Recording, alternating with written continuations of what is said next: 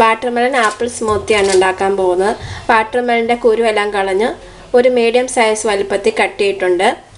ഒരു ആപ്പിളാണ് എടുത്തിരിക്കുന്നത്. ആപ്പിളിൻ്റെ കുരുവെല്ലാം കളഞ്ഞ് ഒരു മീഡിയം സൈസിൽ കട്ട് ചെയ്യിക്കുന്നു. പിന്നെ ഐസ് ക്യൂബ്സ് വേണം. പിന്നെ വേണ്ടിയത് മധുരത്തിന് ഞാൻ തേനാണ് ഉപയോഗിക്കുന്നത്. തേൻ നിങ്ങളുടെ മധുരത്തിനനുസരിച്ച് ഉപയോഗിക്കാം. തേനിന് പകരം പഞ്ചസാര വേണമെങ്കിലും ഉപയോഗിക്കാം. അപ്പോൾ നമുക്ക് സ്മൂത്തി ഉണ്ടാക്കാം.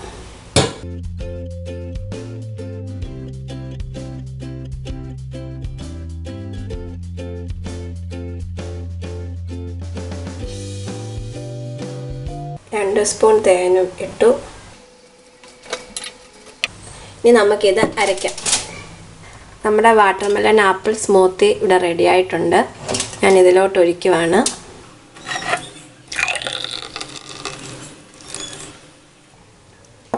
ഈ ചെറിയ ഗ്ലാസ്സിൽ ഞാൻ ഒന്ന് കുടിച്ച് നോക്കട്ടെ. വളരെ നല്ല ടേസ്റ്റാണ്. അപ്പോൾ നല്ലൊരു കോമ്പിനേഷനാണ്. അതുപോലെ തന്നെ വളരെ നല്ലൊരു ഡ്രിങ്ക്സാണ്. ഇപ്പോൾ ചൂട് സമയമൊക്കെ വരാൻ പോവുകയാണ്. അപ്പോൾ നിങ്ങൾ ഉറപ്പായിട്ട് ഇത് ട്രൈ ചെയ്ത് നോക്കുക. ഇഷ്ടമായെങ്കിൽ ഷെയർ ചെയ്യാനും സബ്സ്ക്രൈബ് ചെയ്യാനും മറക്കരുത്.